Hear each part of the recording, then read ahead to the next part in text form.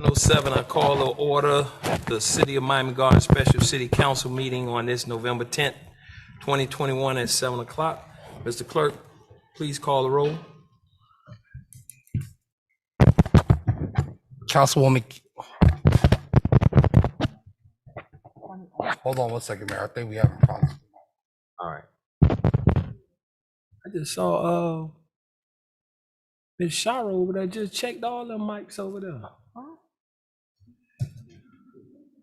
Shara, what you was doing? You sabotaged the mics, Shara?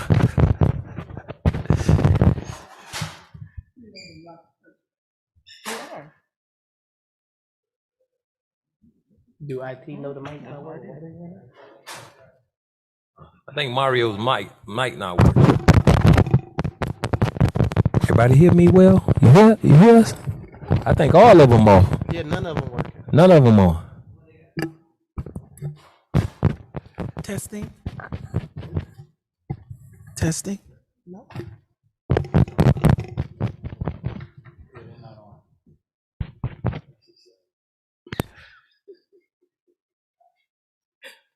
I'm with you.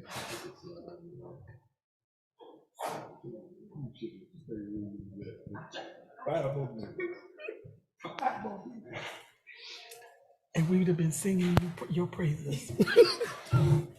Then I sent you the breakfast in the morning and everything.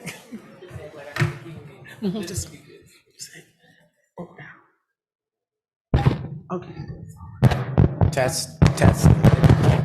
Testing. Yeah, they're back on. Testing. Mario, yours working? Yes, it works. All right.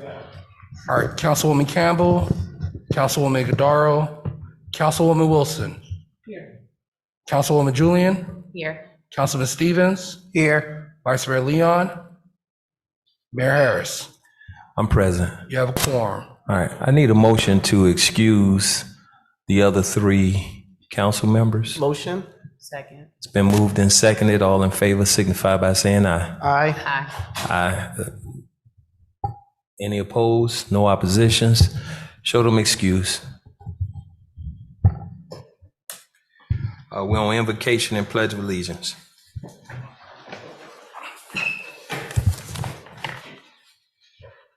Gracious God, our Father, we thank you for your grace and mercy towards us. Thank you for your many blessings. Father, we thank you for the city that we call Miami Gardens. Father, we ask now that you continue to bless us and give us your knowledge, your wisdom, and your understanding. Father, give us the knowledge to make the best decisions for your people. And Father, we pray that you continue to bless this city that we call Miami Gardens. Keep us protected and safe. All these blessings we ask in your Son's name. Amen. Amen. I pledge allegiance to the flag of the United States of America and to the republic for which it stands, one nation, under God, indivisible, with liberty and justice for all. All right, we're on order of business. Mr. Clerk, is there anything that need to be added or any items need to be pulled, Des? Mr. Mayor, the applicant for quasi-judicial item 7.3.2, the applicant has asked if their item could be the first quasi-judicial item heard by the council. The applicant is a minister, and I believe he has a service to attend to this evening, so he asked if his item could be heard first. This is for the application for Bread of Life Church. Okay, that's 7.2. So are there any objections to us taking that out of order for 7.2, taking that first? No. All right, so we need a motion on that? Or? Motion. Second. Sorry, it's, pardon me, it's actually 7.12? 7.3.2. 7.3.2. Yes. So without objection, we'll move that to be heard prior to the items under 7.1.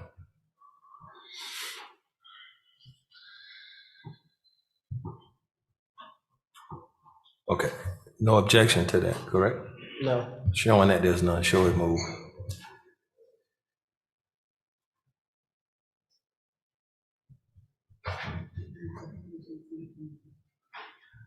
All right, you have something you need to pull? 6-1? Show 6-1 pulled by Councilwoman Wilson.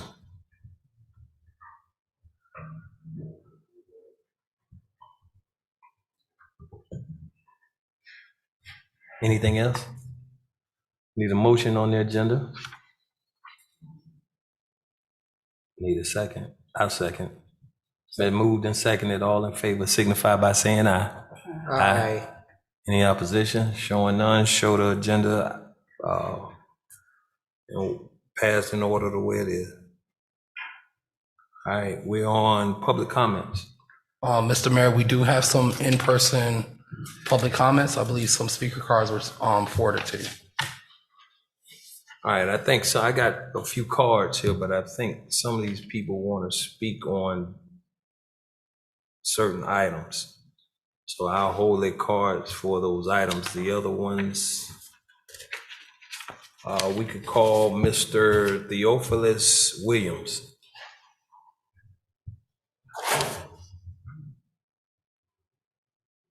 Yep.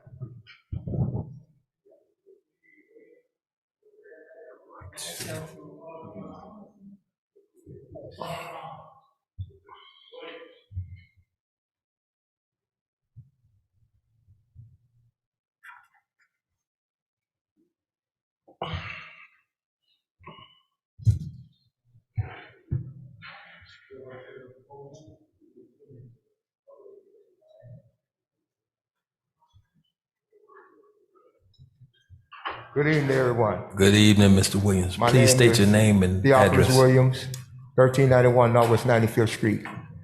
I'm here today to talk about y'all red light cameras. It's no way people running red light cameras out of Arizona. We don't know if they putting the lights on or changing the lights. $277 for a red light camera? Is that right? Broward got rid of red light camera. I got 2 tickets. $277. How can you feed the homeless and you're taking from the pocket? How? What kind of revenue? Where's the revenue going? Is the red light camera out of Arizona getting half of this tax dollars? It's something wrong. It need to, I'm gonna say this on record, it need to be investigated. It need to be investigated. I'm not gonna pay $277. I got it right here. I got it right here. Something is wrong. Either this y'all, either the one in Arizona. I don't know who's getting the revenue or who getting paid. Or who getting paid behind the door. It don't only hurt me, it hurt everybody. If you trying to feed the homeless, why taking $277 out their pocket? Minimum wages is not, you can't even afford your light bill. I'm asking y'all to look into this. It's serious.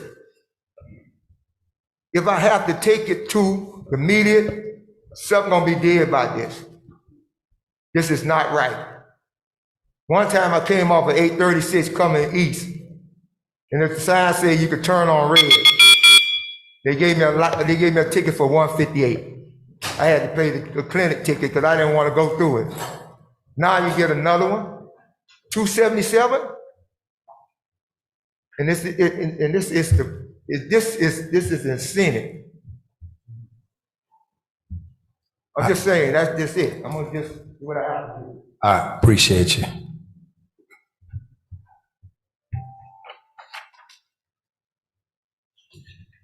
Go ahead, Mr. Clerk. Zoom public comments. Gonna call up Mr. Andre Brown. Mr. Brown.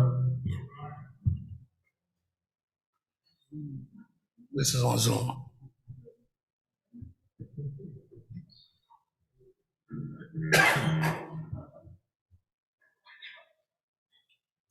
Mr. Brown.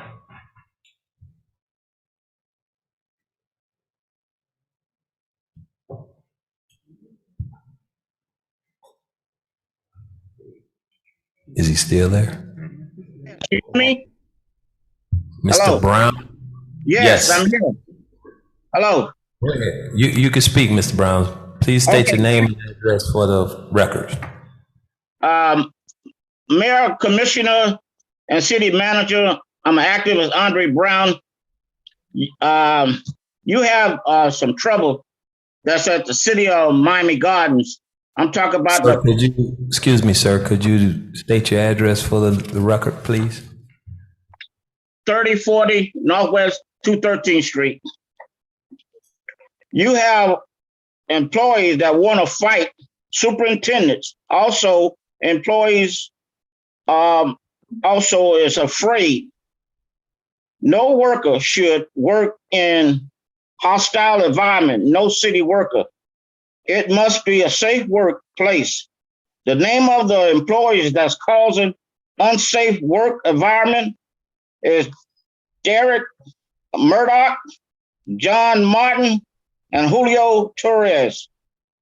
The human resource director should have fired them. They will cost the city lawsuits, taxpayers' money, sir. And this is very serious. This is very serious to be looking into. And I take, as being an activist, very serious. And I want to thank you for listening to me. And it's not the directors who is over the parks and rec, the parks and maintenance. It's not them. They doing their job, but they can't do nothing unless the human resource help them out. And I thank you for giving me a chance to talk. Thank you, sir. All right, Mr. Mayor, the other Zoom comment is for item specific.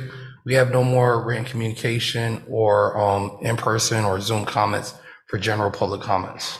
Right. Showing that there's no more public comments. Public comments on these items are closed. We're on the consent agenda. Yes, item 6.2, consent agenda. A resolution of the City Council, City of Miami Gardens, Florida, approving the Miami Gardens SP final plat for property generally located at 4500 Northwest 183rd Street, Miami Gardens, Florida, 33055. Attached here to is Exhibit A, providing for adoption representation, providing for an effective date. This is sponsored by the city manager, and that is your consent agenda. I need a motion on this item. Been moved and seconded. All in favor signify by saying aye. Aye. Any opposition? Showing none, show the item passes.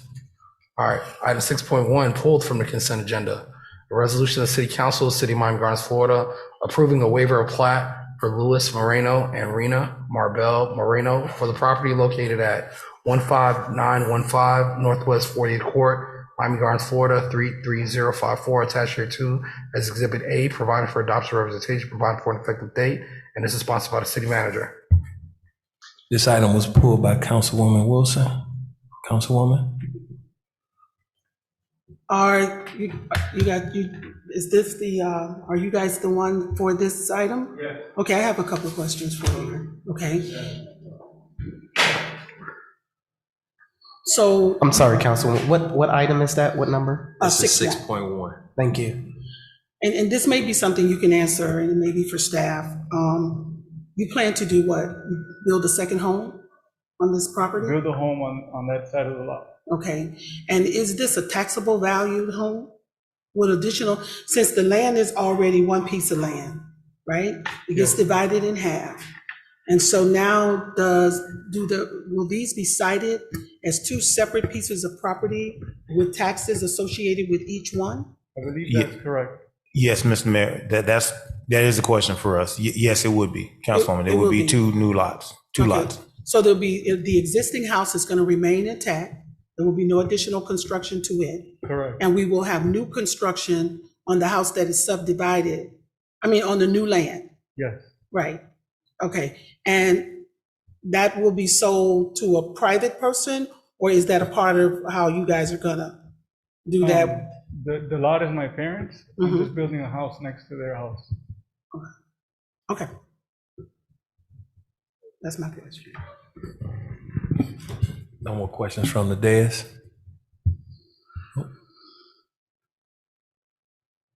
Okay, I need a motion on this item. Motion. I'll second it.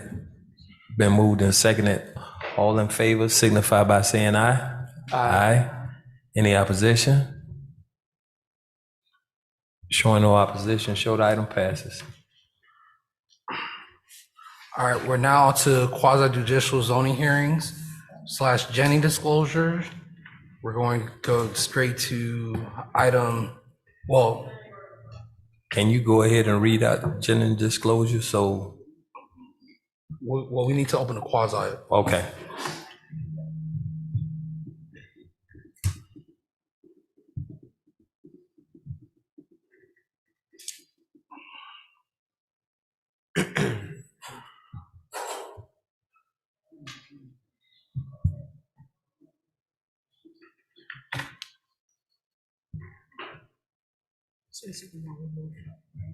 Where the light is, they got removed.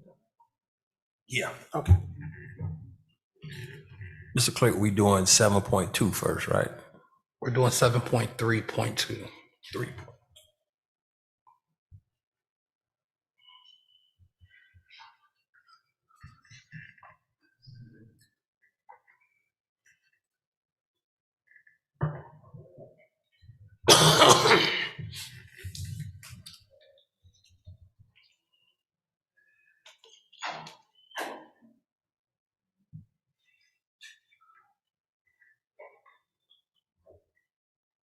Good evening and welcome to the quasi-judicial portion of the November 10th City Council meeting.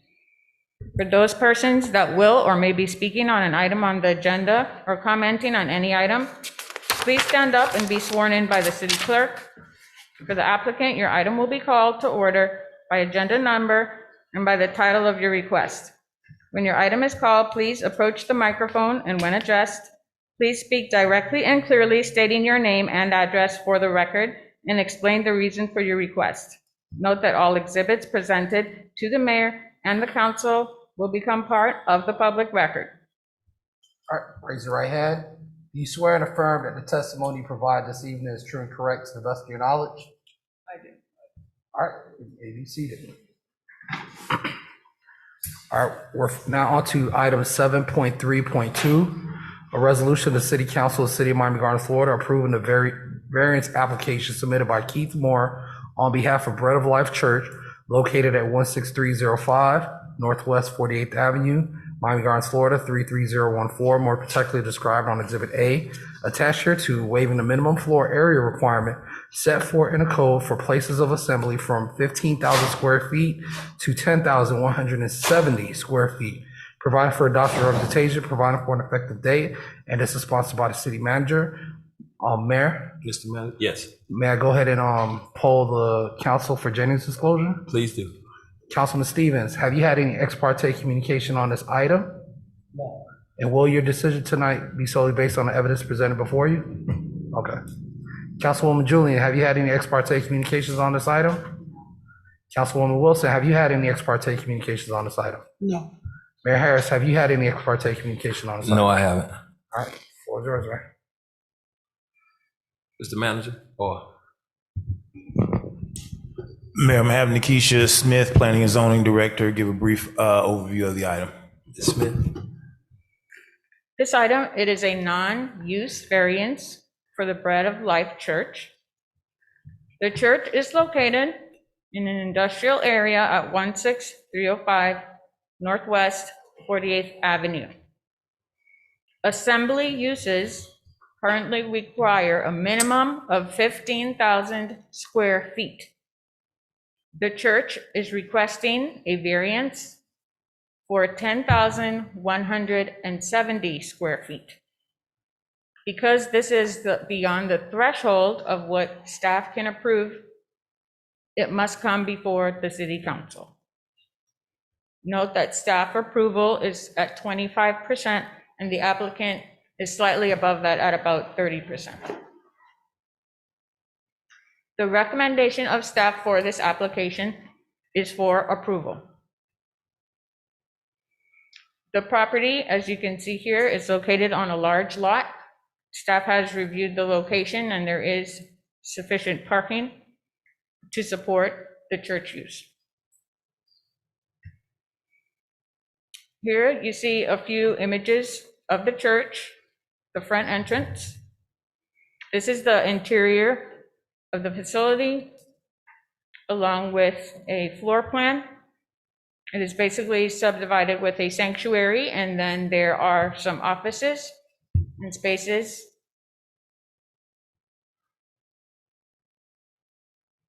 This is some of the neighborhood characteristics of the surrounding area. As you can see, once again, it's in an industrial area. There is residential to the east, but it's across a roadway, so it is not immediately adjacent to the site. These are the criteria that were used and reviewed by staff in granting of the variance. And the applicant was deemed to meet all of the requirements. So again, in summary, staff is recommending approval of this variance for reduction in the minimum required floor area from 15,000 square feet to 10,170. And we do have the applicant here if you have any follow-up questions. I need a motion on this item. Motion. It's been moved and seconded. It's open for discussion. Excuse me, Mr. Mayor. Yes, Just before we get into discussion, there's a public hearing on this item. it is. Do we have any public comments on this one? I have no written communication nor any Zoom comments. I haven't been able to see the speaker card, so I'm not sure about. No, I don't see any for this item. All right, so there are no public comments. Showing no public comments, show public comments closed. It's open for discussion by the dais now. Mr. Mayor, Yes. I have a question. Nikisha, what was the requirements that the ministry had to meet? The requirement is 15,000 square feet. That's a minimum that you can have for an assembly use. And they are at 10,170 square feet. Right. Okay. No, I thought there was some requirements that you mentioned that the ministry had to meet in order to get to staff approval. No, you didn't mention that. Mr. Mayor, I think what the council member is saying, yours, the administrative waiver that you could give, how far did they exceed? Okay, I understand. Correct, yes. Yes, so if the variance requested is within 25% of the requirement, staff is able to approve that. This is slightly above that number. It's at about 30%, and so once it goes beyond 25%, that needs to come to the city council in this specific case. I don't have a calculator, but I would guess that it was probably around at 13,000 square feet or 12,000 square feet, we would have been able to approve it at the staff level, but it's just slightly under that. And so then it triggers that they would have to come to the city council. Okay. No further questions? Any other questions from you? Yes, Mr. Mayor. Okay, so what you're saying, Nikisha, is that they're actually having less square footage than what is typically required.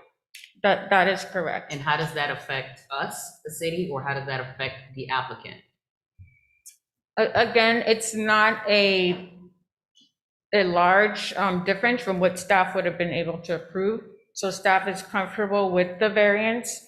If you see from some of the photos that were up earlier, it's a very spacious sanctuary. We don't really feel that there's any safety or fire issues. It's not, jam-packed together. So we felt that it would be, an approval for this application. So my question is, why are they looking to have less square footage and not just leave it at the 15,000? Something warranted that. Well, this, if you look at the initial aerial map, this is kind of a out parcel of the industrial area. So you see the industrial buildings, and then you see that building's kind of off on the side. So there's not really, there's not any room to make that particular out parcel any bigger. The square footage that they have for that building is what they have. There's no bays that they can, add on to. This is the existing square footage of what they have available, and there's no way to, expand that to where they would be able to meet the 15,000. How long has the church been operating in this location?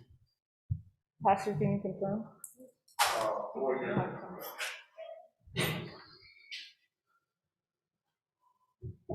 Yes. Good evening. Good evening. We've been working at that place about 4 years. State your name. Keith Moore, Pastor Okay. Keith Moore.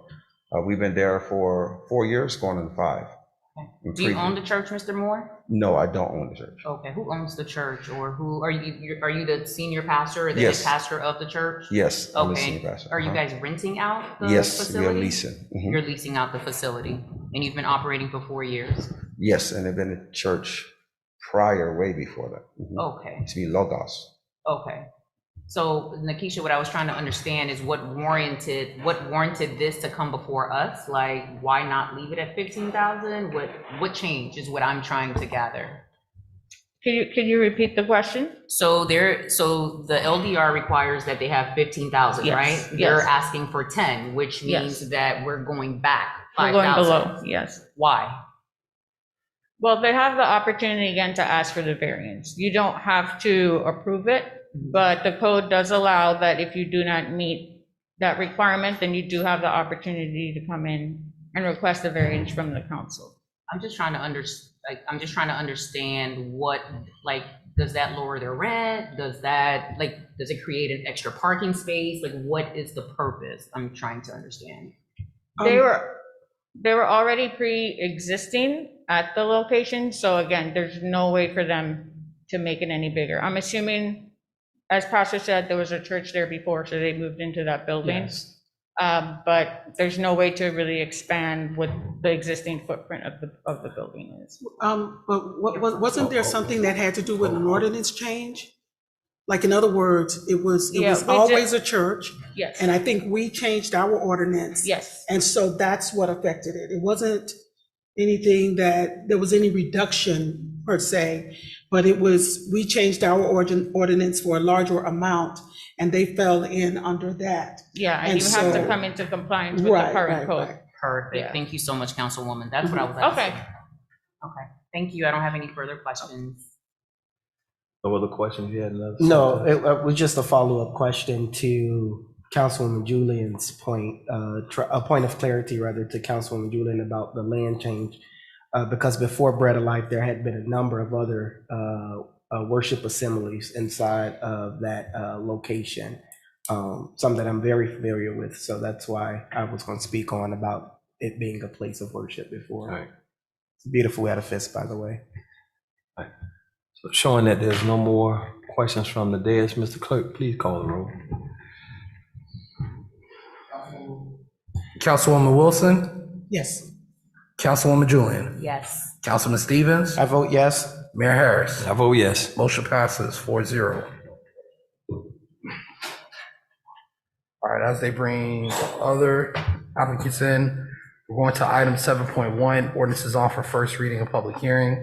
Item 7.1.1, in order to the City Council of the City of Miami Gardens, Florida, approving the rezoning of that certain property located at 3311 to 3341 Northwest 189th Street in Miami Gardens, Florida, more particularly described in Exhibit A attached here to, from agricultural and utilities to multiple family dwelling residential, provided for adoption representation, repealing all ordinances in conflict, providing severability clause, providing for inclusion in code, providing for an effective date, and this is sponsored by the city manager, and this is a public hearing.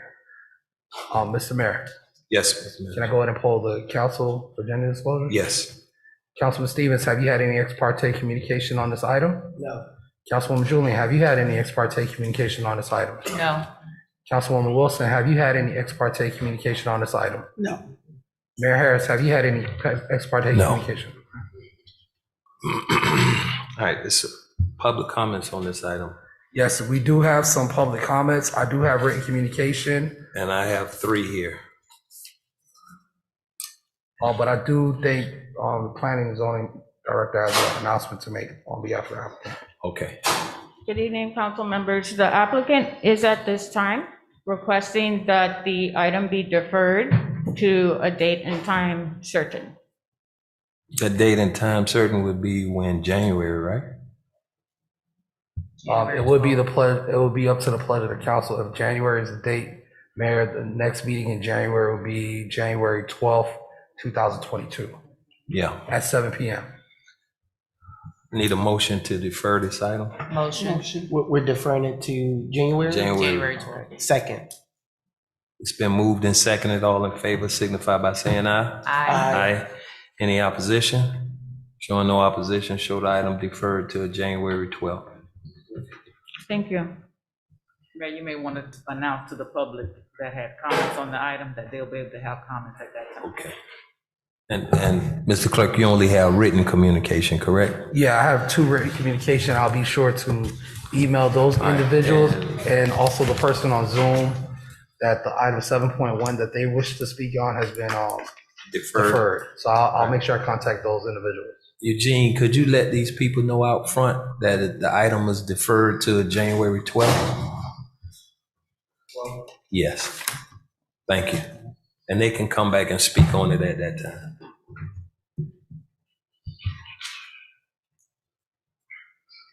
All right, we're now on to item 7.1.2, an ordinance of the City Council of the City of Miami Gardens, Florida, approving the application submitted by Arturo Grego on behalf of Mount Hope Church for the rezoning of property located at 15525 through 15555 Northwest 22nd Avenue in Miami Gardens, Florida, 33054, more particularly described in Exhibit A, attached here to from neighborhood commercial NC in paren to R-15 multiple family dwelling residential R-15 in paren, providing for adoption representation, repealing all ordinances in conflict, providing severability clause, providing for inclusion in the code, providing for an effective date, and this is sponsored by the city manager.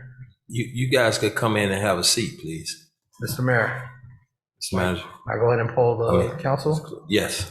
Councilman Stevens, have you had any ex parte communication on this item? No. Councilwoman Julian, have you had any ex parte communication on this item? No. Councilwoman Wilson, have you had any ex parte communication on this item? No.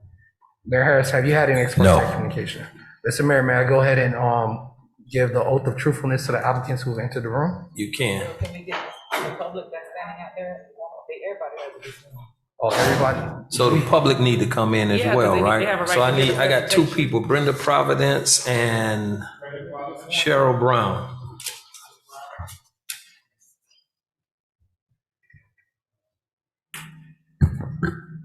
Any written communication or Zoom communication? No written communication or Zoom on this item. All those interested on this item, 7.1.2, please raise your right hand. Do you swear and affirm that the testimony you provide this evening is true and correct to the best of your knowledge? Yes? All right, you may be seated.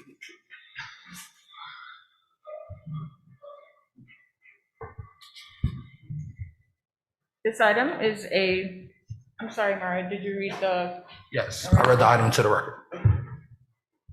This item request is for a rezoning from neighborhood commercial to a residential zoning category, which is a down zoning to R-15 multiple family dwelling residential.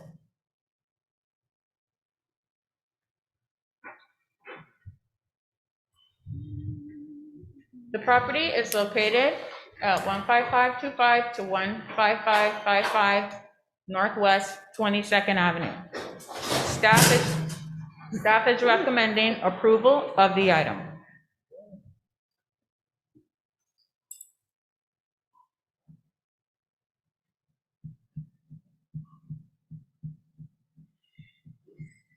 I'm glad he got the safety. I think my That's it, slideshow or we froze. stuck?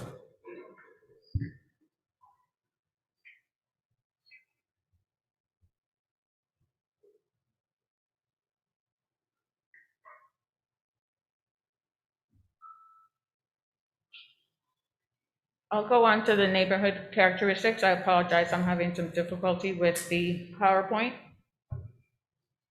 The subject site is partially vacant, and there's also a part of the site that is currently developed. The site is located near parks, schools, churches. And it also fronts the canal.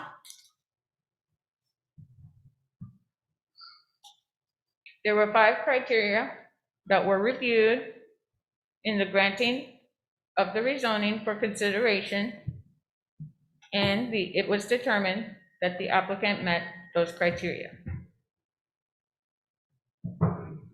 In conclusion, staff is recommending approval of the downzoning application from neighborhood commercial category to R15, multiple family dwelling residential.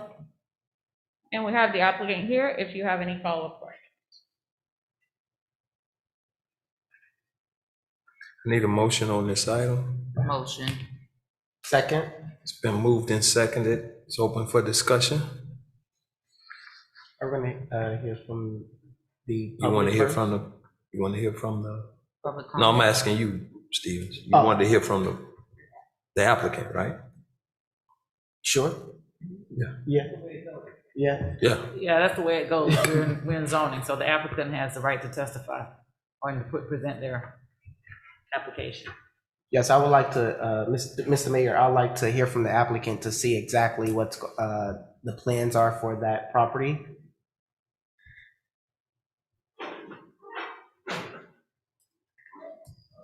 Hi, my name is Arturo Griego with G3 Design Build. I'm the architect for. Can you speak into the mic, please, sir?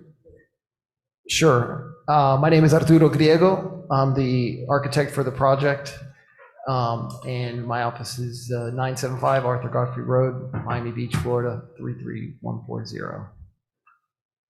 So we've developed a 40, as she mentioned, it's down zoning here. So we've developed a 43 unit building, a 43 unit development in a cluster of 7 different buildings across the site. It's a large site, like over 2.5 acres. And it fronts a canal on one side and Main Avenue on the west. And then it also has Bunch Road on the north. It's 2-story townhouses.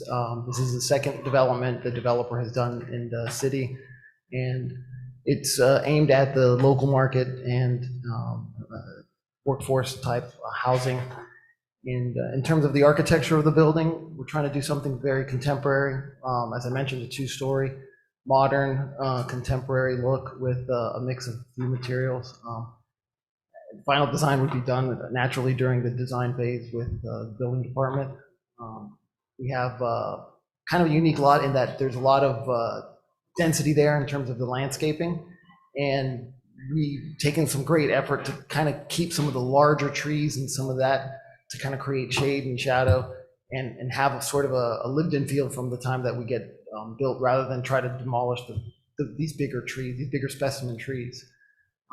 We've allocated a open green space for a future amenity or park for the community, however they may decide to use it, it's up to them.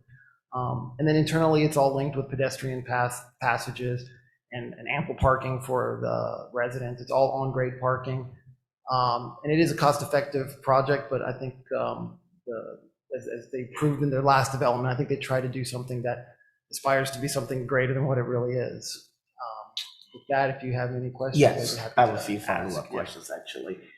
You mentioned that this is the developer's second time building in the city. And from what I'm seeing here, this is your project. Is this the project that was built? I mean, did you all build a project on 191? You can give it to. Stay right here and just hold Yeah, yeah. Is this the project that was built on 191, 191st? This is a concept for this particular lot. This is not built. But the project that you all built in the past. Oh, right. Well, yeah, right here, just on the west side of 27th Avenue, 191, 191, yes. And you mentioned it would be workforce housing. Is that what you're aiming for? Yeah. Median income, I mean. Mixed use, mixed income? Not mixed use. Okay, tell me. It's all residential. It's only residential. So the project is only residential. It doesn't encompass any commercial use at all. Okay. It's a residential community. They're townhomes, no commercial. I get that. Are they rental or purchased? That would be up to the owner.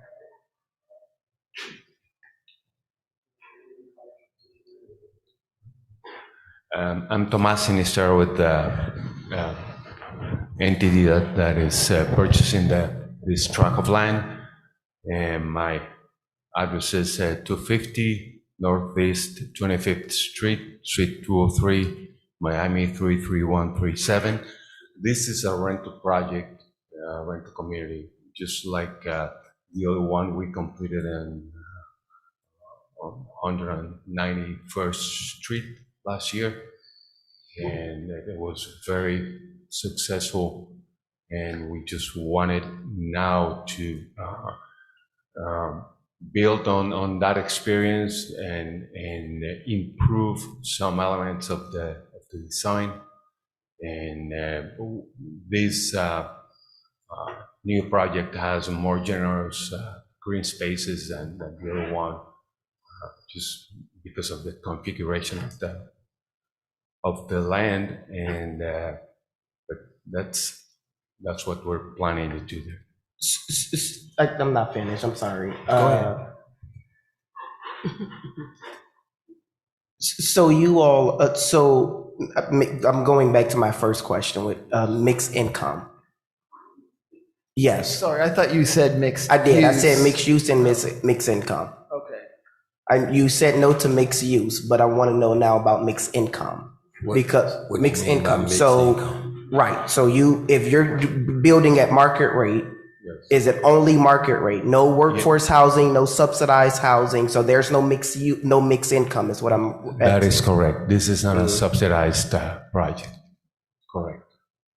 Okay. I personally, and I'm just going to put this out on the record, I believe that the property is zoned properly. And I would have liked to see mixed use on that property. But that's where I'm at. I have no further questions. No. Any other questions? Yes, Mr. Mayor. Who's the developer? I'm sorry? What's the name of the developer? The owner of the entity that owns, that is going to own this line is Gardens Park LLC, and I'm with the Strategic Properties. We are a development and property management company. So the developers are Gardens LLC? Gardens Park LLC. Okay. And Nikisha, by way, Mr. Deputy, Nikisha, I have a question for you. So you had indicated that the applicants, there were five criteria that the applicants met. Can you tell us and the public what those five criteria were that they met? I'll go over it.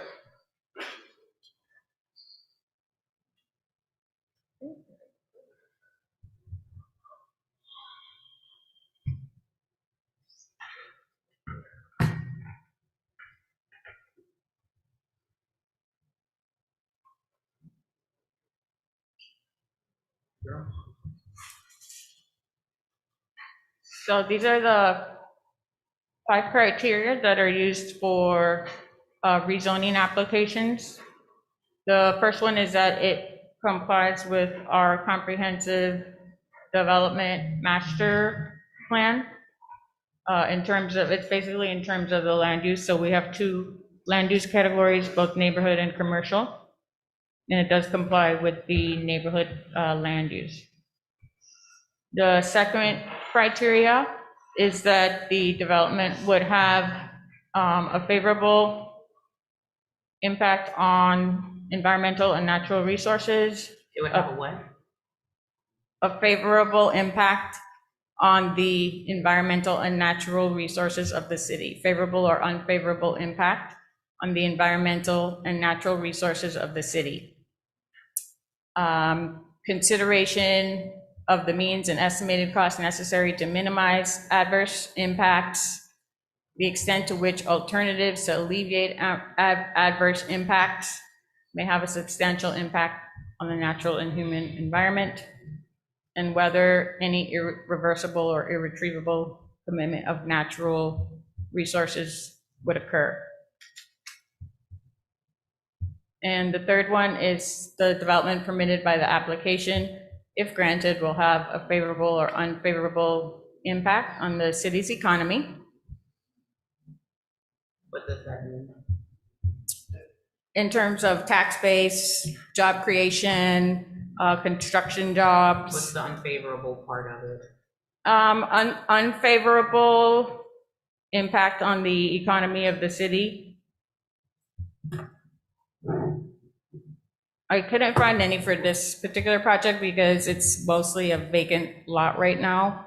It just has a portion of it that's developed right now, but it's mostly vacant, which means that we're not maximizing the taxable value that we have. Yes. Let me make a clarification for you, Councilwoman. So the criteria that Director Smith is going over, those are the criteria that she uses in order to make the determination on whether or not we are going to make a recommendation to you of whether we would approve it or whether we would deny it. So in number 3, for example, we're making a determination on whether or not we believe this development will be favorable or unfavorable economically to the city. So in this particular case, because it is a vacant, underutilized lot, development on it would mean that it would increase the tax base in that particular area. In some cases, in a downzoning, it may result in an unfavorable economic impact to the city. So this is what she is talking about here. As we evaluated it based on the location and the proximity of it, there was a determination that it would be favorable economically to the city. Once we looked at the development, the value of the development, and what the value of the property would be once it's fully developed. Thank you for the clarification.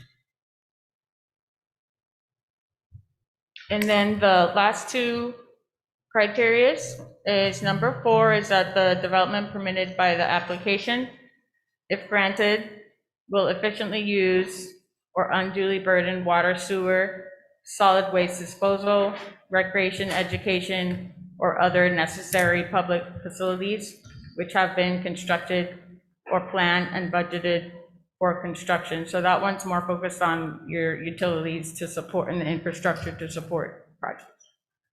The 5th one is I'm sorry, Nikki, whose responsibility is this?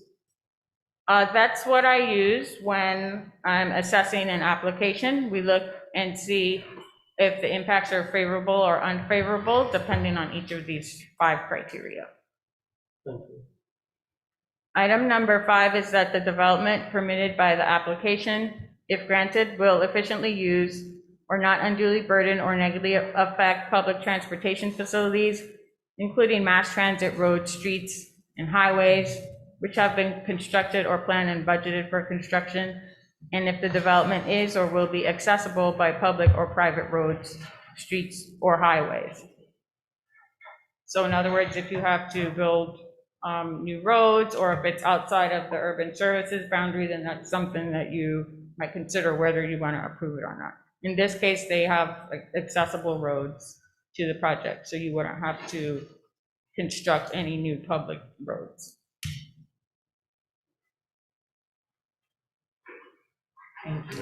Any other questions from the dais?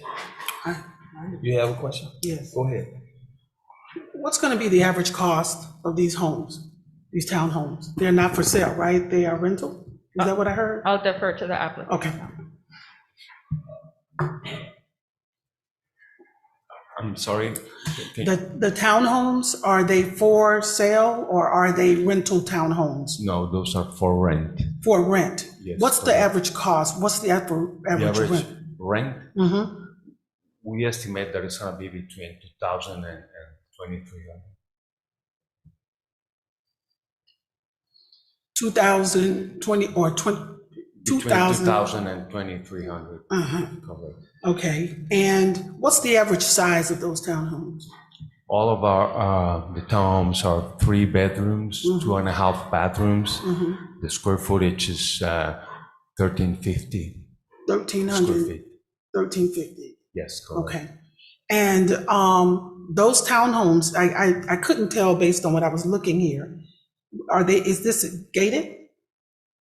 No, not yet. No. It won't be gated? No. Okay, and will there be any improvements made to the road based on the construction of those townhomes in that area, I'm sorry, to the road, to the roads? since we're facing 22nd Street Avenue, I'm sorry, we're gonna be subject to DOT requirements in order to access the property, which is gonna be the main access. So whatever they require, we'll do it. And how many are you planning to put there? 41. 41, so Yes. no lights? So that's 41 townhomes, Yes, correct. okay. With how many average parking spaces per townhome? 2. 2, so that's 82 cars. 82 cars, yeah. All right. So when we take a look at the access coming off of 22nd Avenue, where is Bunch Park in proximity? That's what I was trying to figure out. I would guess we're about across the street. This is that lot next to the Catholic church. It's across the street. The pool is here. There's cattle corner across. Oh, yeah, I got you. Okay, so it's a lake over there. There's canal. Yeah. Canal. Okay, the canal, all right, and so if it's a townhome, then that means we got families in there with children. Right? And so more kids means if there are no improvements, because there's no sidewalks over there right now, right? Is this something that we could discuss as far as having additional items placed on this property for safety purposes? We can, Mayor. They will go through the process like we normally do with any development. They will come in for site plan approval and all of those types of things, at which time we will make comments and let them know exactly what it is that they would need to do. They would first obviously need to build to code. Your question, Councilwoman Wilson, you can see there Bunch Park. The park is across 22nd Avenue on the west side, and the pool is on the north side across the street from the development. So yes, Mayor, they would go through the site plan approval process, at which time we would place certain requirements on them. With his access point coming off 22nd Avenue, I don't want to speak for them, but FDOT is going to make sure that they have the appropriate egress and ingress into the property. I do have a question, sir. Is there an entrance or an exit off of East Bunch Park Drive there that may be like a resident entrance or exit on the back side of the property? Yes, sir. Okay. My concern here is that throughout the recommendation, there's reference to a comprehensive development plan, one of which I've never been familiarized with. And I have some difficulty seeing this because I don't see it comprehensively in terms of where that entire area is going. And I don't know if this is a development that operates in isolation to what has been done in Bunch Park. I'm not as familiar with Bunch Park section as I am with residential C4. But what I am very familiar with is that whole corridor of Bunch Park and the church and the store and North Dade Middle School and all of that there has to be a comprehensive synergy, or else we end up with something else, and that's called a burdensome traffic nightmare for pedestrian families that really are now excited about their parks and recreation and really having an opportunity to really enjoy. And when you talk about 100 more cars of living, the question becomes, what are the mitigating issues that we are going to have in place to ensure that the quality of life is elevated, and it is not always elevated by more people? Okay, so for me, I'm not. I'm concerned Because can I ask you a question? Have you talked with anybody in the public over there? With the public? Yeah. Yes, I spoke to a lady approached me before entering here. Mhm. Yes. Oh, so one lady. Here, I mean, have you had any kind of public meetings? Yes, of course, yes. You have? Yes, I spoke to as many as 40, 50 residents, knocked on doors on the whole neighborhood. One by one or in a meeting? No, one by one. One by one. One by one. Okay, so there was no real public gathering regarding what you were interested in putting there. So you didn't get a full public conversation about it? No, not in the way you're mentioning. Okay, all right. We just. You just talked one by one? Did you have a list of questions that you asked? No, what I did was the same that we're doing here, present the project and explain what we're planning to do and what type of development this is and what are the characteristics of the units that we're going to build. And that was it. And just answer any questions you have. All right. So as it relates to my concerns is comprehensive, strategic planning, resident input, and some type of sense of what the 41 units will have in terms of traffic flows, in terms of, and I do know that I'm not a master planner, but I am an elected official that represents the people. Okay, and I'm concerned about them. Can I make a suggestion or make a motion to defer this item so to give them an opportunity to go back into the community, speak with the residents in the community, and then the things that we've said that we would like to see here brought back at another date. So that's going to be my motion to defer this I item. second it. Hold. Go ahead, Mr. Clerk. We're gonna need that deferral for a time certain. It'll be in January. January? Yes. All right, so let me note for the record that your motion is to defer for the January 12th, 2022 City Council meeting at 7 p.m. And what this would do is give you an opportunity to go back into the community and speak with the residents of the community. Allow them the opportunity to know what you're planning on doing with that. And then some of the information that was mentioned here today, you can have and then be presented at the next council meeting in January. So I need a motion on that. I need a motion to defer the item. A motion to, I want to say something before I motion the item, is that I'm willing as an at-large council member to facilitate the meeting with my residents as it relates to that community. So I'll be in contact with you all to set up that meeting. And I second the motion. And I would say that you do it at Bunch Paul. Yes, I will. All right. I need a motion. You got the motion. Motion second, been moved and seconded. All in favor signify by saying aye. Aye. Aye. Any opposition? Showing no opposition, show it deferred.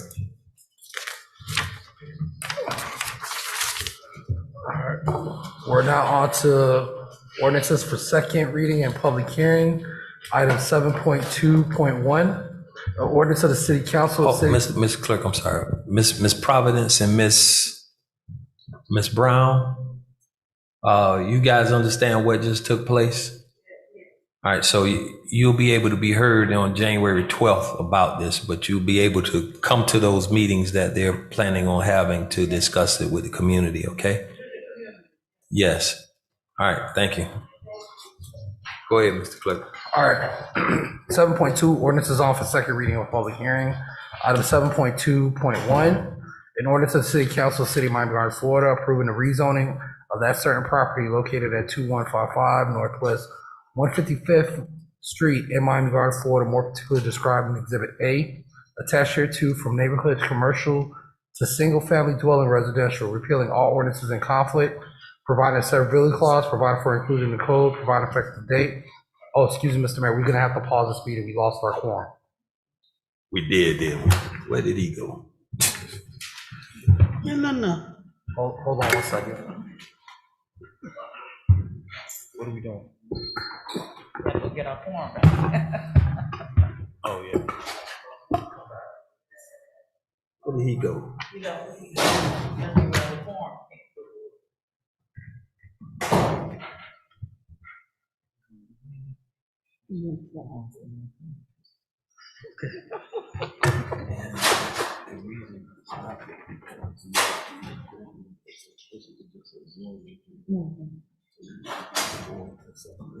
Okay.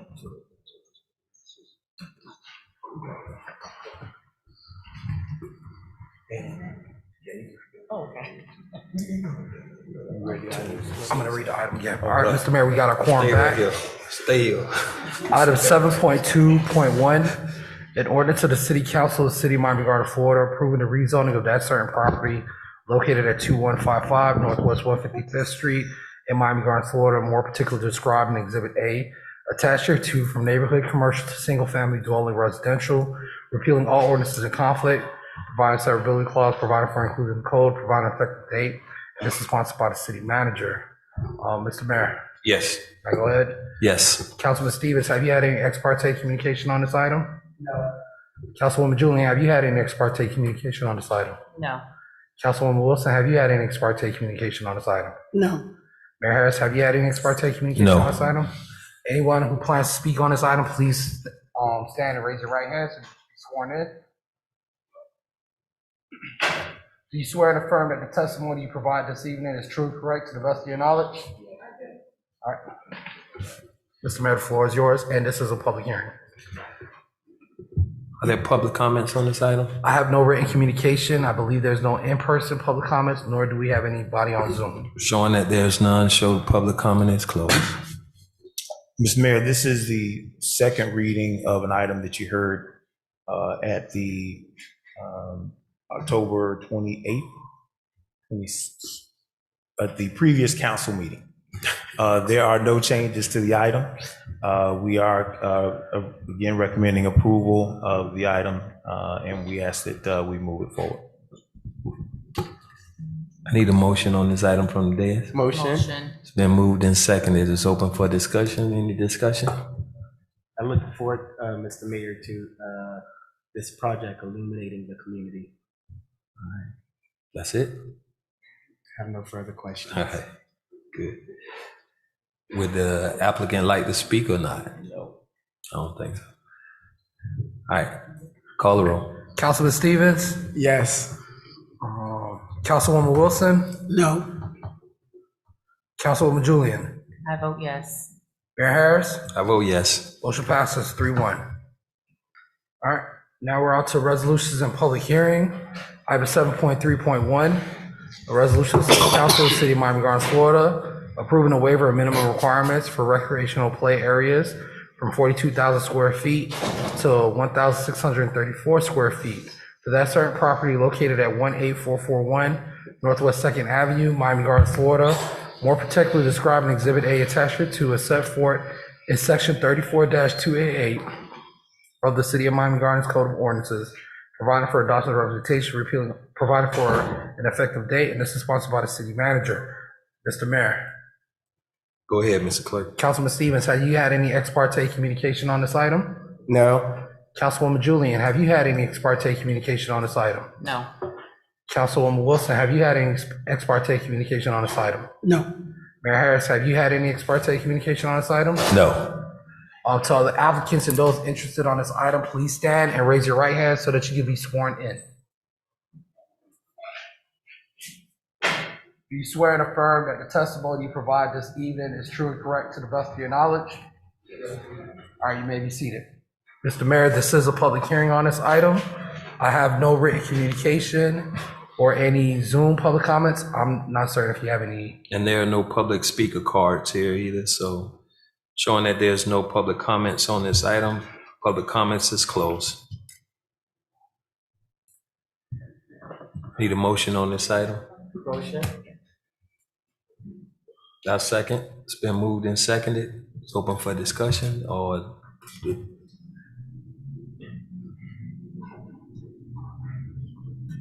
any discussion from the dais? Want to hear from the applicants? Yes. Yeah. Okay. Yeah, I thought they were going to. All right.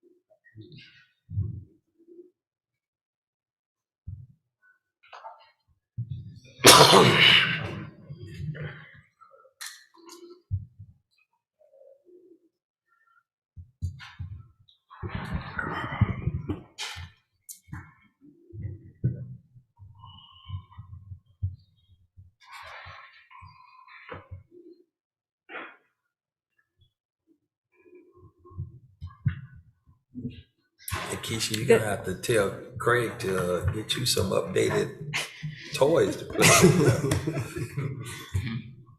He's very tight with the budget. Yes, we know. Go ahead, Nikisha. Okay, this item is for St. Anthony School, and this is a request for a waiver of the recreational requirements for an educational facility. The property is located at 18441 Northwest 2nd Avenue, and it is located on the 4th floor of the office building. This is a non-use variance. The required recreational area based on the number of students is 42,000 square feet. The applicant is providing 1,634 square feet. Staff is recommending approval of the application. This is an aerial view of the subject property, and it is located at Miami Gardens Drive and Northwest 2nd Avenue.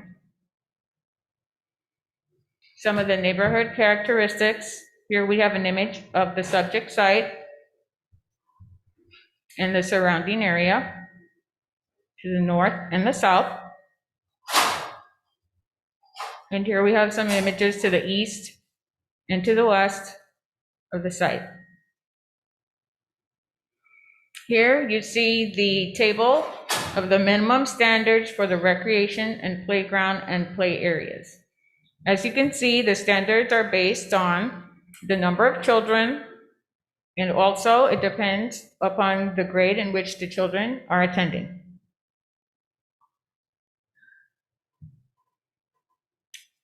There were several criteria used in granting of this variance and waiver, which is outlined here, numbers 1 through 9.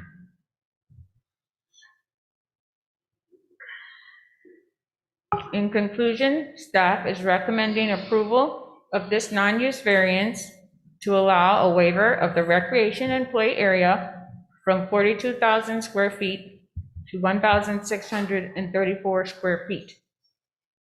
Part of that consideration is that the children are bused to the Scott Park recreation area, which they use to help meet the recreation and play areas requirement.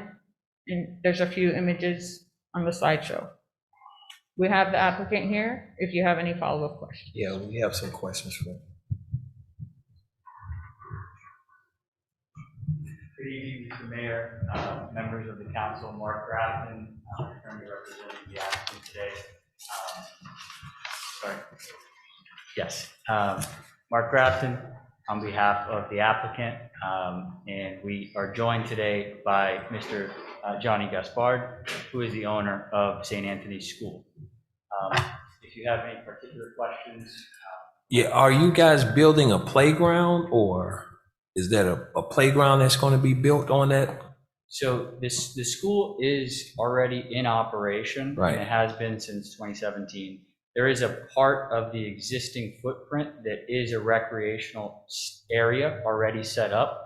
Given the space constraints of our facility, we cannot satisfy the strict application of the standard in your code. Okay. So we've been a little bit creative in finding ways to get outdoors. All right, so the kids are going to be bussed over to Scott Lake to participate in physical activities. We'll continue to be.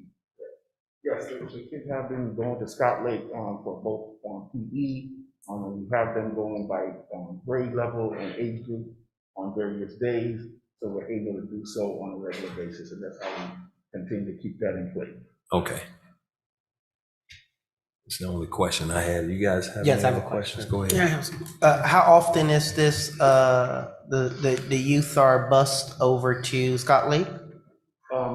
Monday through Friday, like I said, we go Monday, Wednesday, Friday. So our older kids, the younger kids go earlier in the day, and the older kids go later in the day for PE. Monday, Wednesday, Friday, 3 times a week. So 3 times a week? Yes, for PE. What's your enrollment? We have currently 69 students, but we are looking at 75 to 100, but we've never maxed out to 100 students. Okay. Okay. I have no further questions at this moment. Any further questions? Go ahead, Councilwoman. What's the average ages? We have students from age 6 to 18 years old. And what's the configuration of the ages? When you say configuration. In other words, how many 6-year-olds, how many 5-year-olds? What's the majority? You can give me an estimate, I don't need to know. The majority of our students are older students from late middle school up to high school students. We have a small amount of elementary school students and lower middle school students.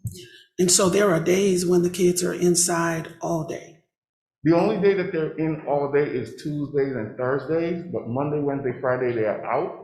We used to have, prior to COVID, they would go every Thursday to the Microsoft store in Aventura for coding experiences. But since Microsoft is now closed, we haven't had that opportunity. But that was the other day that they would also be out of the building. Okay. And is there any indoor play area?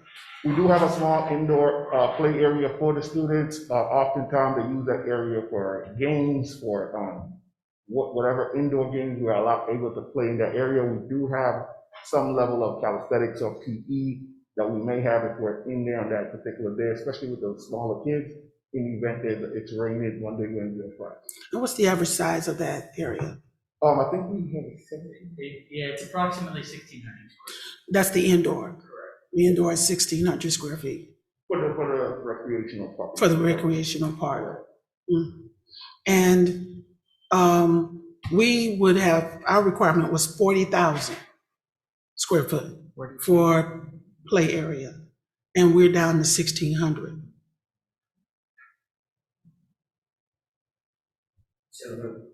So if you got 1,600 and you got 100 children, that's a foot per child.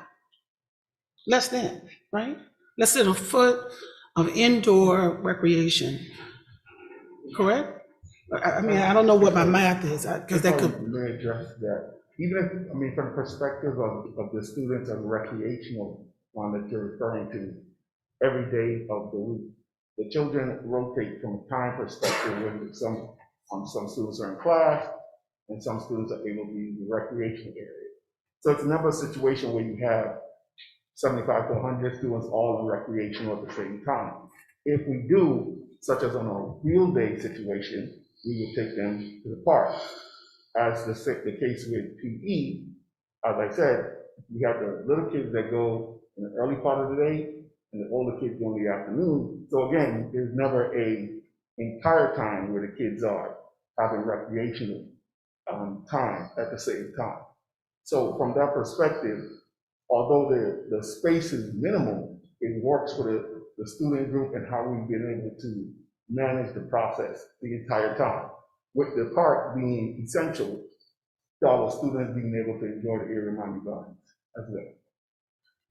Councilwoman Wilson, if I may just add on to that, 42,000 square feet sounds like a lot. I think that code was really designed for a traditional school campus, and it wasn't contemplating the schools that we see today popping up in commercial areas to meet the needs of the community.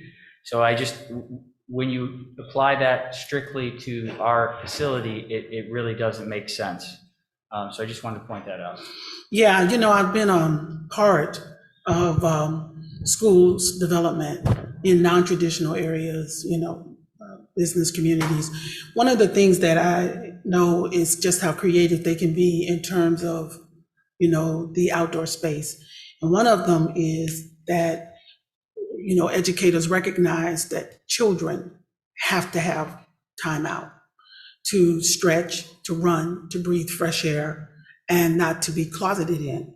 And so that space has even been relegated or designated on the rooftops, but they've been resurfaced and put in certain ways so that children can get the active play, so that when they are in the classroom, they are in fact, kind of got that energy off of them.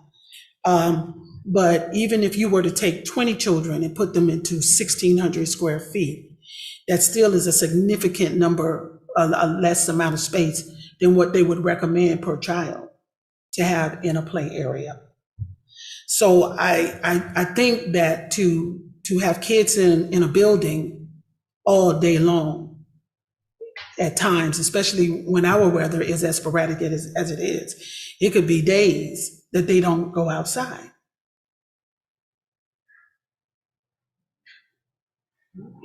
And I'm talking about, and then when we look at the ages, they're from what, kindergarten to 12th grade?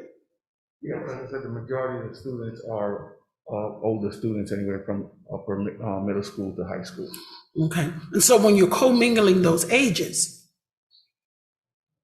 that's another huge accident-prone kind of thing, because the way kindergartners play, and the way 12-year-olds play, and the way 17-year-olds play, or operate in recreation is different. They're not commingled. So first of all, I'm an attorney. Mm-hmm. So one of the main things I made sure when we started this school was to ensure that our students had the proper amount of student to teacher ratio, mm-hmm. and the proper amount of space and expectation regarding physical education, mm-hmm. which is why we ensured that we spent the money to make sure that the bus situation was there, where they will have continuous PE, and it wasn't a situation where we're stuck inside the building the entire time. They do not commingle, and we understand that because of the same thing you just said. You cannot have little kids commingling with older students because of the fact that they can easily influence them as well in a negative way.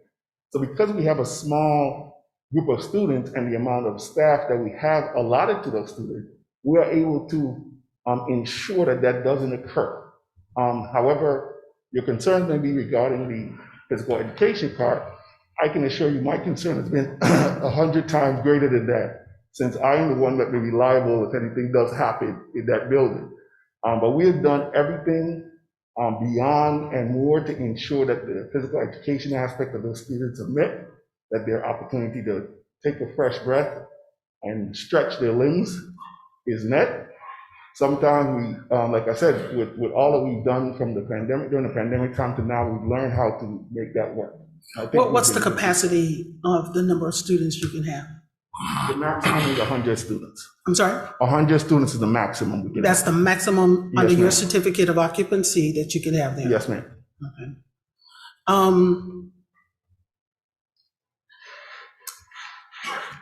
You're an attorney, and I love attorneys. I'm an educator, and I've been one for 30 years. And the one thing that I know is that the one thing you don't ever play around with is the treasure of a mother or a father, and that is their children. And we have to take great pains to ensure that while we have them in our care, that we provide a safe and an optimum learning environment for them. 1,600 square feet for 100 children is insufficient. Mr. Mayor, I have a question. Go ahead. Nikisha, how long has this code been in effect?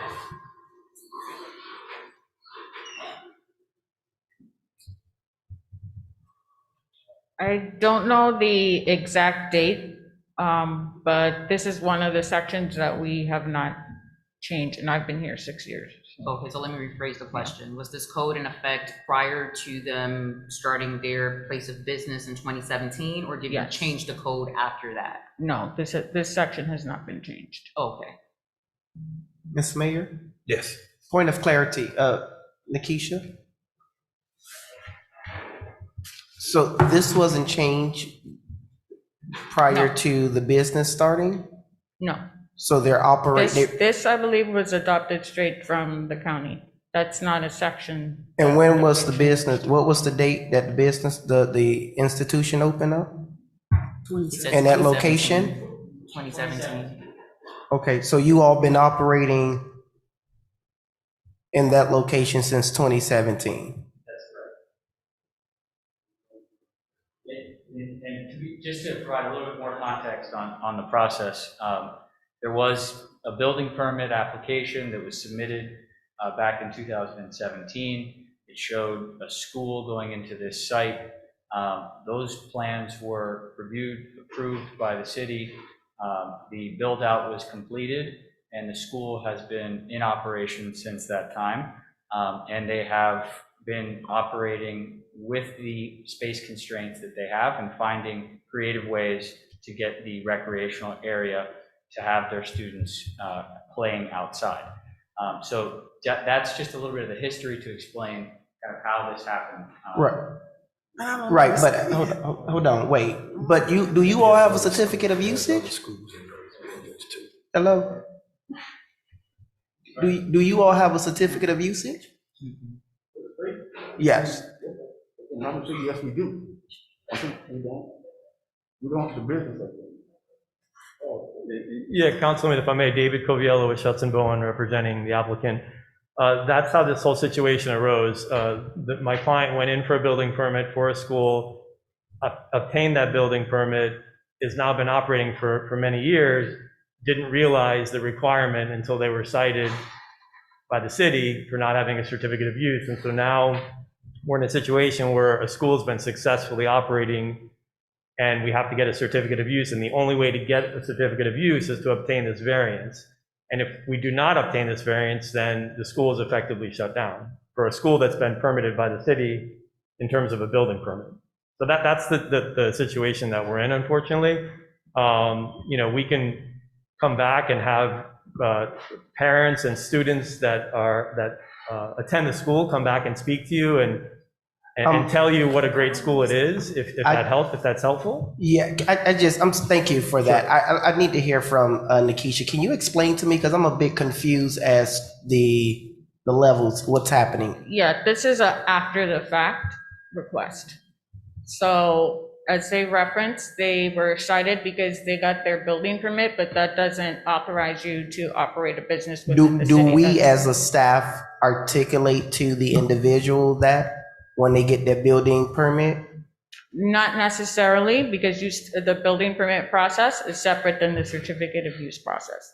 So you still have to get a building permit. You also have to get your business license and vice versa. Is that information included? Is there a step process where that information is included when one comes to the city? That is all included under the business licensing. Thank you.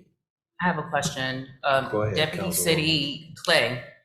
So within this process, I'm trying to understand. So the applicants were able to get a BTR, but they did not get a CU.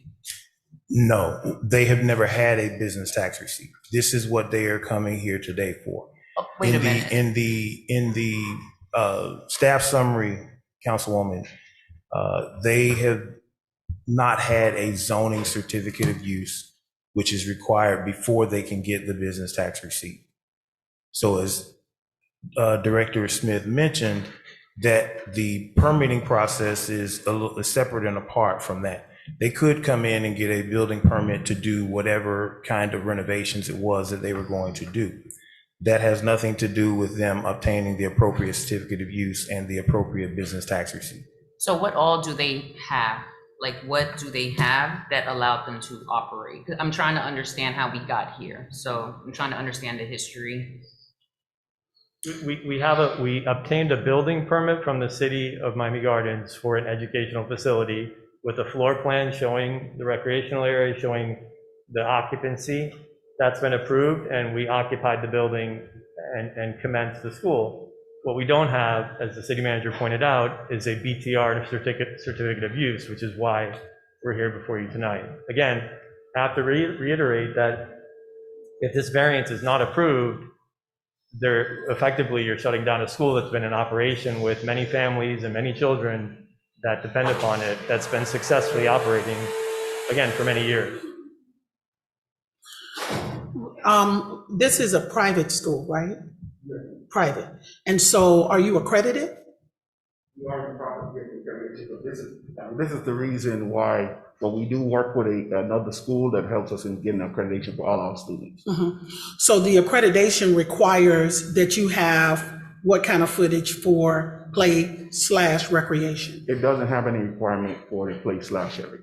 So then if it doesn't have any requirement for recreation, then you don't necessarily need it. The accreditation, or we don't need the? No, you don't need the play area. What I'm for the accreditation, no, we don't need that per se. Because physical education, they don't have to offer it. If their accrediting body doesn't require play area and stipulate, a stipulation for that, then they don't have to offer it. So essentially, I mean, that's my understanding when I deal with accreditation, because I've been on accreditation committees. So there are schools that are, what do you call them, technology schools. And so their curriculum is focused solely on technology. And a part of what they're accredited to provide, just like vocational education schools, they don't necessarily have PE as a part of their curriculum. I don't know how to say it, but a part of their curriculum offerings, because they're not accredited to necessarily have to do that. Now, if we, as a part of our sanctioning of a K-12 center, requires them to have the area, then, and they want to, and they opt not to do it, then they would have to show us that they are not providing that as a part of their curriculum offerings. Then it makes null and void this K-12 thing. Our attorney or somebody might have to help me with that. Go ahead, Mr. Cook. Yeah, Councilwoman, I can't speak to their accreditation because that is separate and apart from city business. But in order for them to appropriately obtain a business tax receipt and a zoning certificate of use for the city of Miami Gardens, they have to meet the requirements that are outlined in our code. At this particular point in time, they do not. They are asking for a variance for one of those requirements, which is the space of the recreational space area. They have, at this point, they have maintained that they take the kids to a recreational facility close by within 6 or 7 minutes at Scott Park. There are other recreational facilities in the area. Keep in mind that the school is in an office building. It occupies the 4th floor of an office building. So it is probably beyond the scope of their physical location for them to meet those particular requirements at the location. So we attempted to work with them by allowing them to do the creative things that they're doing, which is taking them to local recreational facilities. So the accreditation piece, again, we can't speak to that, but in order for them to appropriately operate in the city with the appropriate certificate of use and the appropriate business tax receipt, they will need this variance. If they do not, they cannot operate. Deputy Manager Clay, question for you. Who's monitoring to see if in fact that they are busing these children over to the park, et cetera? Do we have staff that's maybe? No, we're not doing that through staff, but what we would probably do in this case, Councilwoman, is we would add a declaration of restrictions here to make sure that they would be abiding by those rules. Okay. This item, can I speak, Mayor? It Yes. should have come to you with that already. I'm not sure why it didn't. Staff can't add it once it gets approved. You guys probably, if that's what's gonna happen, you probably need to defer this one too. Yeah. Because you can't, after the fact, make them do a declaration of restrictive covenant. This one should have been conditioned on that. in order for you to feel comfortable that the requirements are being met. Sure. I mean, we're happy to execute, some type of agreement with the city. I don't know that the owner of the office building would allow, the recordation of a covenant that runs with the land, but we'll be happy to give you whatever assurance you need. It's gonna have to be a covenant that runs with the land, that gets recorded. That's the only. So long as the that use. is no longer, it's not enforceable. So long as the use is operating as a school. Yeah, Right, I'm sure we that's can fine. I follow mean, it. that language is fine. Look at the school use. Right. And the declaration will apply to what's happening at the school location, but it's definitely gonna be a declaration that has to be recorded in the public record. And we can voluntarily proffer that. I don't know that we need to continue. Well, it's not here tonight, so they can't approve. Yeah, we can't see it tonight. So I'll make a motion to defer this until this declaration or this consent is presented and approved by the city. And I second it.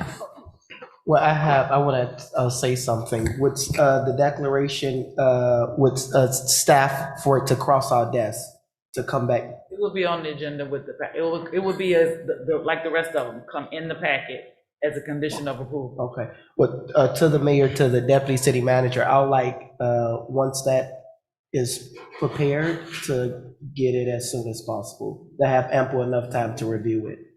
Thank you. Again, time certain on this one too. It'll be January as well. January 12th, 2022 at 7 p.m. So I have a question. Do you have another question? Yeah, do they continue to operate? Yeah. Can they still operate? I'm not gonna say that somebody's allowed to operate illegally. I'm not doing it on the record, and I suggest you don't. I don't like the posture that was given to you, that if you didn't act a certain way, you were closing the school, because you're not. No matter how you act tonight, you have to act, for the best, in the best interest of the city, but we're just, it is what it is at this point.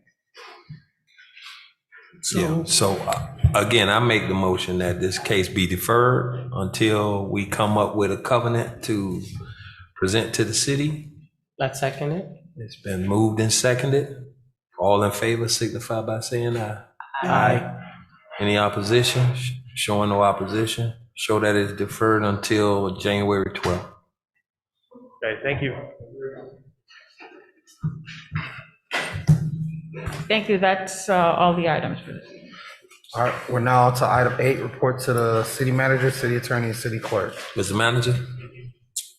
Thank you, Mr. Mayor. I do have a report.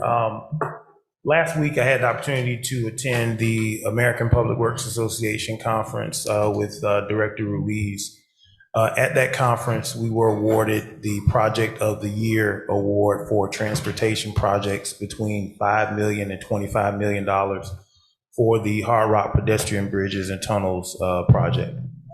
Also at that conference, Director Ruiz was awarded sort of a Lifetime Achievement Award from the APWA in dedication of his, or in recognition of his dedication and outstanding service for many, many years to the organization. So I'd like to congratulate him on both of those.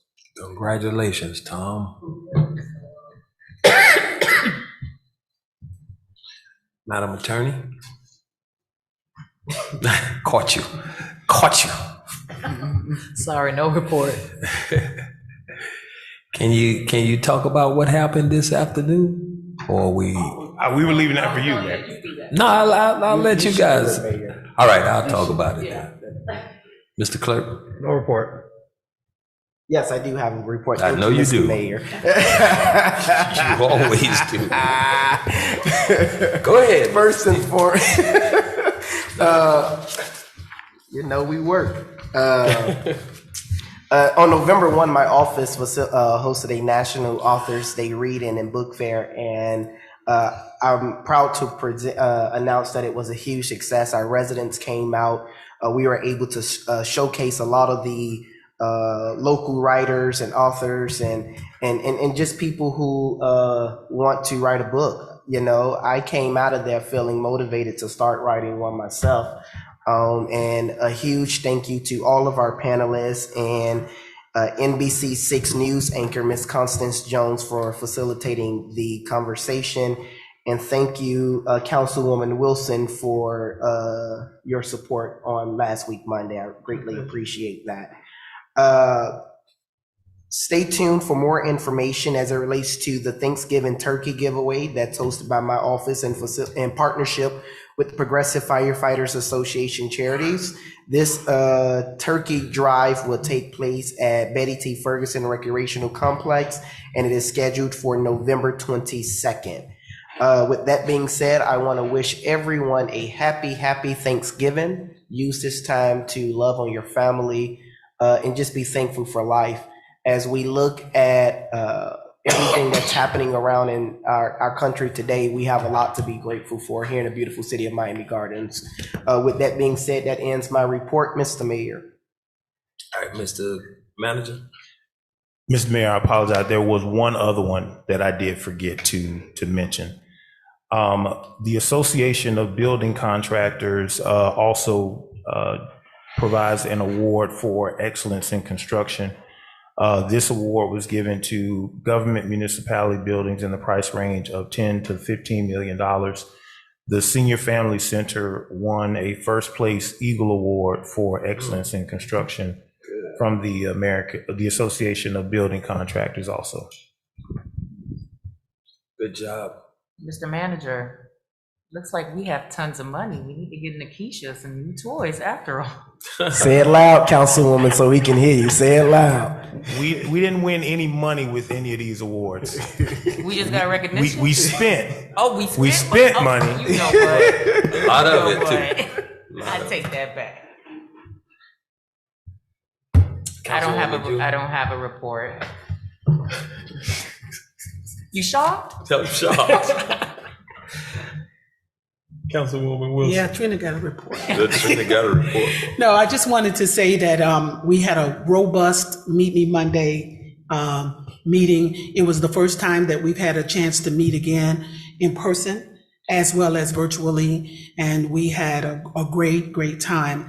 I want to say thank you to Nikisha and to Miami Gardens Police and Public Works for the information that they provided to the residents regarding ordinances and the robust discussion that ensued. Many left there, and I've received a lot of feedback from them in terms of how appreciative they were with your professionalism and the information that you provided. So I want to thank you and say that you had a great job. And then to everyone, we won't see each other, but we will have an opportunity to give thanks again. And I think that all that we've been through, being around all of you, I'm grateful for it, and I'm thankful for each and every one of you. So I wish you and your family a happy Thanksgiving and a happy and safe holiday, and y'all get some of the turkeys that Reggie and the pastor gonna be giving out. All right, and I'll see you soon. Save me a turkey. Turkey's about $70 now. I have a couple of things I wanted to mention. Last week I had the opportunity to travel to Tallahassee and meet with our legislators and our senators and powers that be there in Tallahassee, and we had some great meetings. And I think that some of our legislative issues that we brought up, I think they're going to be addressed. I really believe that. We had some great conversations there. Also, today was a special day for Miami Gardens.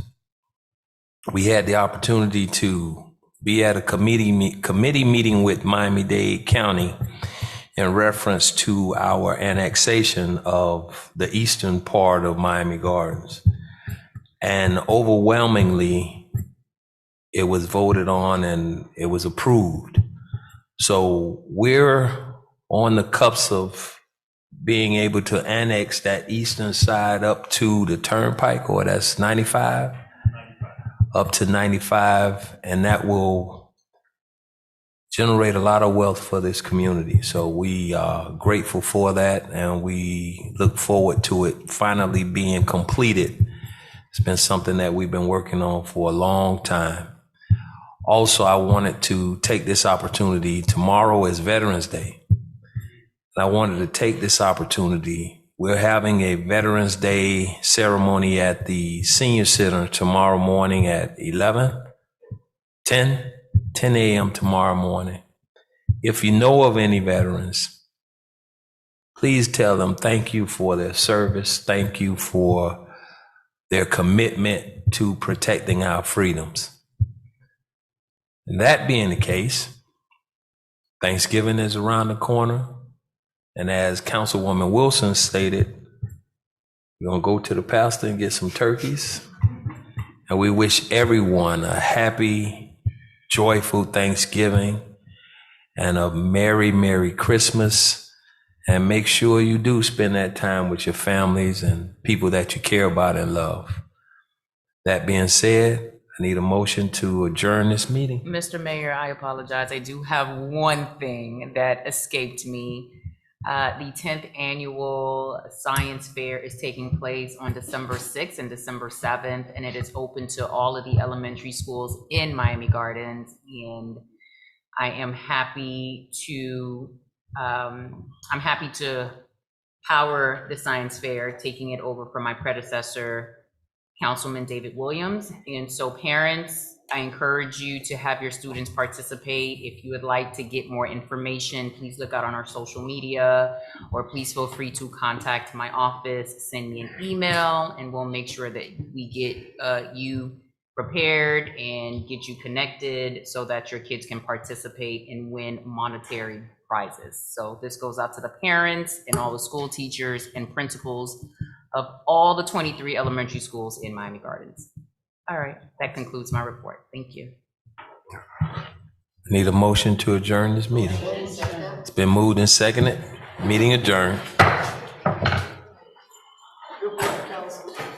Good work. Good work, team.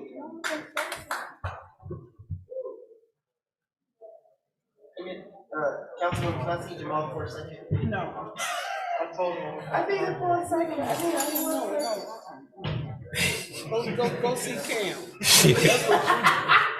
There you go, right back They there. get his own. Yeah, Go get your own. Get your own. Cameron.